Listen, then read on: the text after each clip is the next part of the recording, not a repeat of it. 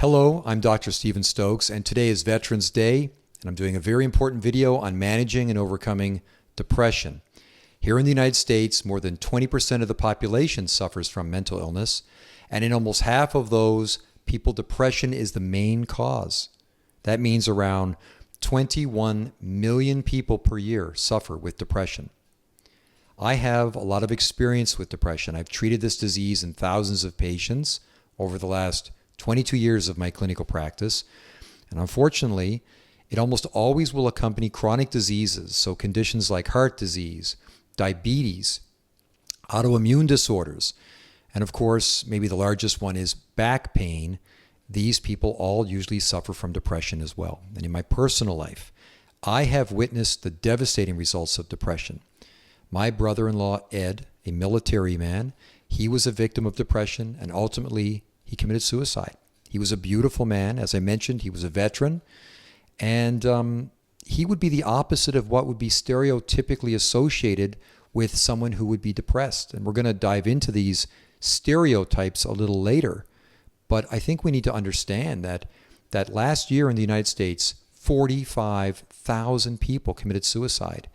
And in those cases, depression was one of the main factors.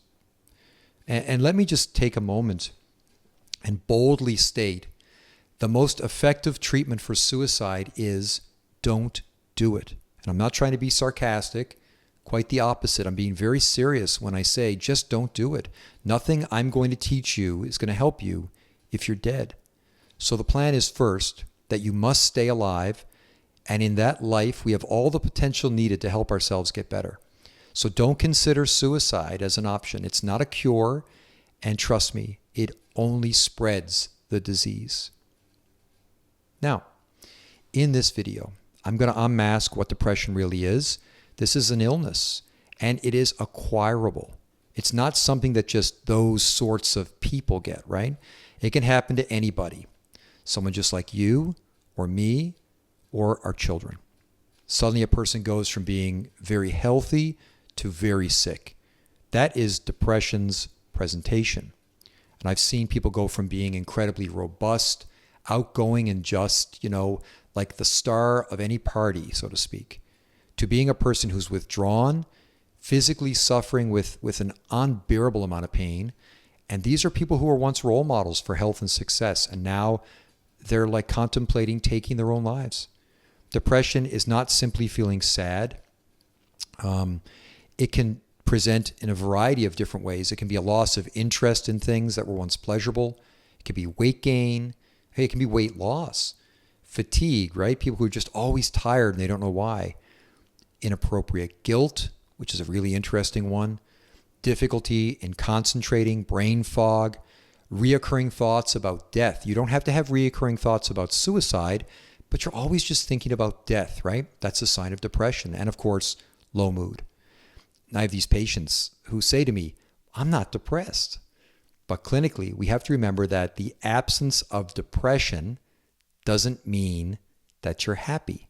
And the absence of disease doesn't mean necessarily that you're healthy. Your natural state, right? It should be joy and optimism.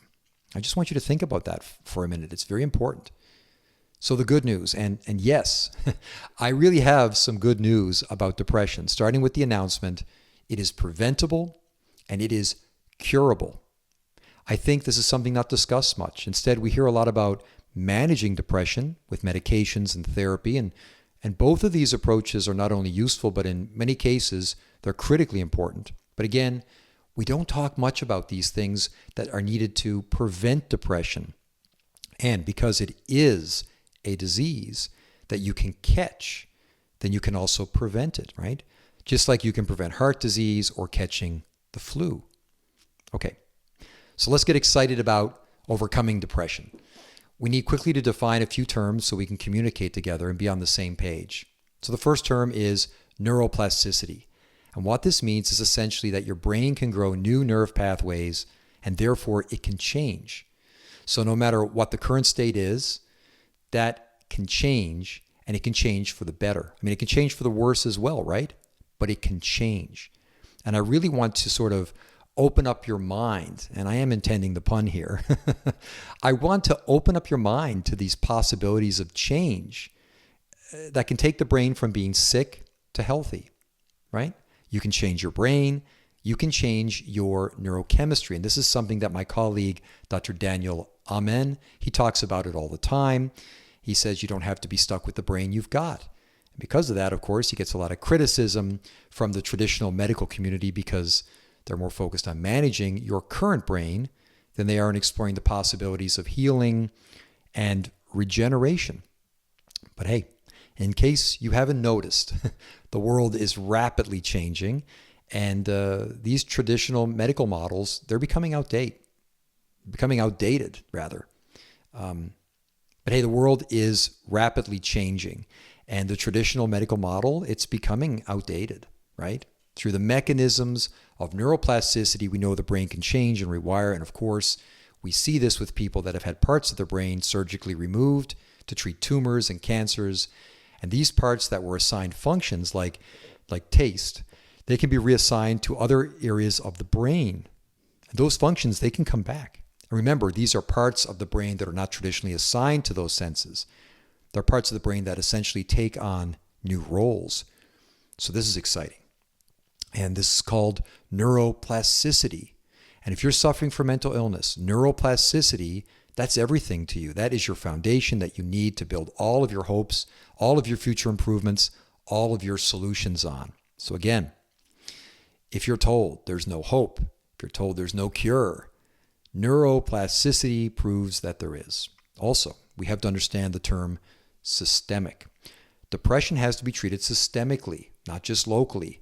This is not just your brain, it's your entire system that gets depressed. So by correcting and improving the individual parts of the system that are struggling, we make the whole healthier. And yes, we make it less depressed. It's absolutely critical. It's crucial that you understand and adopt this systemic framework to overcome depression. So what I'm saying is, anything that you do that makes you healthier is also going to decrease your depression. And this is the most important part, right? It decreases your chances of getting sick with depression. Let me see if I can make this clear. It's like someone who takes vitamin C to prevent a cold, right? It's that sort of thing. If you do the suggestions I'm going to make, you're not only going to treat your current depression, but you're also going to prevent it from occurring in the future. So this is the protocol for everyone. Please be sure to print off the accompanying article on my website where I have all the details. And also I'm going to provide links in the description of the video if you're interested in any of the products that I recommend. Now, we're going to start talking about depression and healing depression in an unlikely place, not the brain, but the gut. Our colon is the home to many different types of bacteria. It's called our colon flora. And these bacteria, they assist our body in many different tasks. But one that is surprising is the production of serotonin. And I used to think that serotonin was only made in the brain. In fact, that's what I was taught in school. But now we know that more than 90% of it is actually made in the gut, right? It's produced by these bacteria in our colon. So how do we support this system? Probiotics, right, have been traditionally suggested. However, it's difficult to get the bacteria to the colon because it needs to survive the stomach acid. And even if they get to the colon, many times they end up competing with the current residents for prime real estate. So probiotics are, in my opinion, not a good solution. I recommend prebiotics, something called human milk oleosaccharides. And this is a non-digestible starch that passes through the digestive system to essentially seed the colon. So it feeds the current good bacteria that are assisting in the production of serotonin. They get happy, they reproduce, and they do a better job. And by the way, these human milk oleosaccharides, they are found primarily in human breast milk. And they are what the infant uses to develop its entire immune system by seeding the bacteria in its colon. Pretty remarkable stuff, right? It's also really good if you're suffering from any kind of lower colon problem, like lower gut problem, like IBS. You should look into human milk oligosaccharides. Another essential product that we need to ingest daily is going to be St. John's wort. We absolutely need to make sure that we're getting a broad spectrum extract. We need to have the hyperricin, the hyperforin, the OPCs, and the flavonoids needed. And I'm not saying, that you can't get good St. John's wort from other sources, but you don't want to be buying this at Walmart. You don't want to be buying this imported from China. The quality is as important as the quantity. And something interesting about St. John's wort that people don't know about is that it is a super antiviral medicine, right? It is very effective against what we call enveloped viruses. And these are things like herpes virus, hepatitis, except hepatitis A. So all the hepatitis viruses except A. Epstein-Barr virus, even the big C virus, right?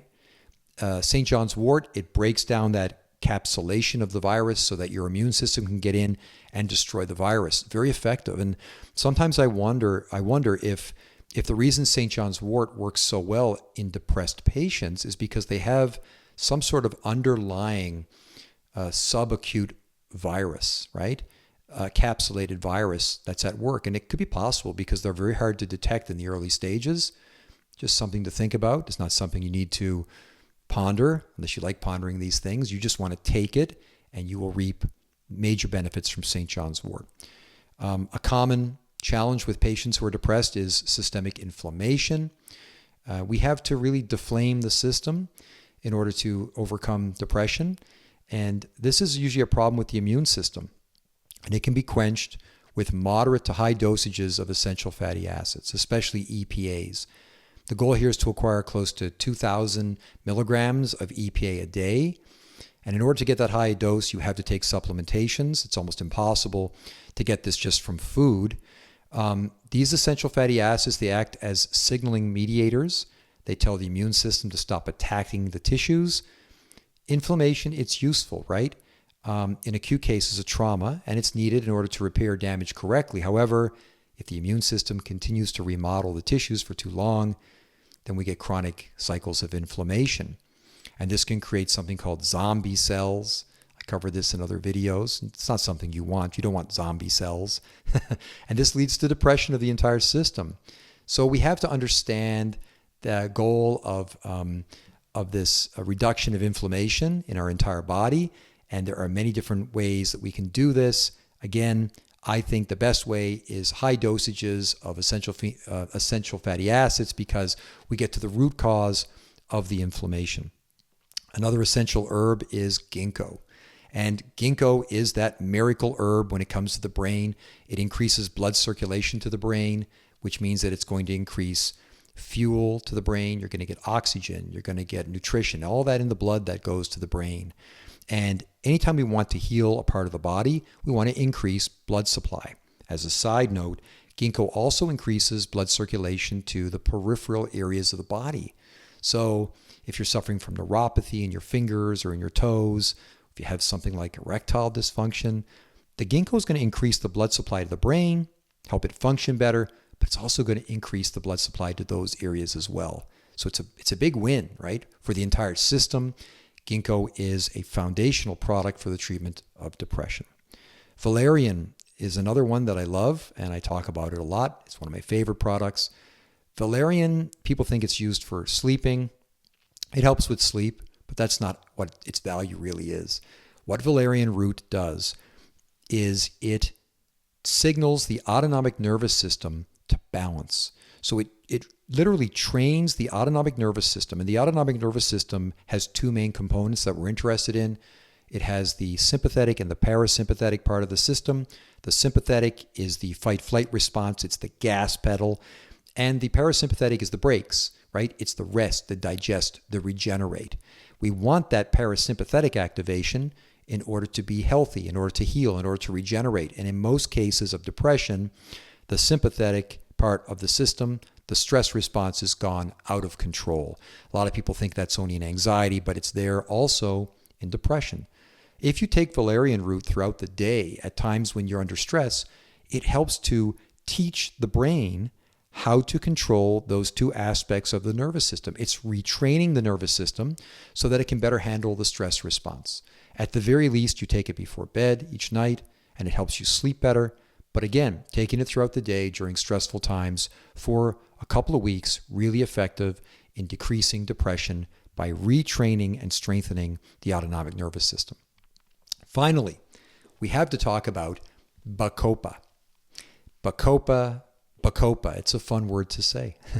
BACOPA is the lightning rod for the brain, and I mean that sincerely. It's a powerful herb that will increase the frequency of firing of the frontal lobe of your brain. And they have found through studies that the frontal lobe of the brain is essentially the area that's affected mostly from depression. And it's affected by, it downregulates, so it doesn't fire enough. BACOPA is going to increase the firing of those neurons in the frontal lobe. It is going to just turn that brain on, and not turn it on like a drug effect. This is not going to be like drinking 10 cups of coffee. This is going to be a natural physiological response that activates that part of the brain. And this is going to help with brain fog. It's going to give you more mental clarity. It's going to be good for anybody that has memory problems.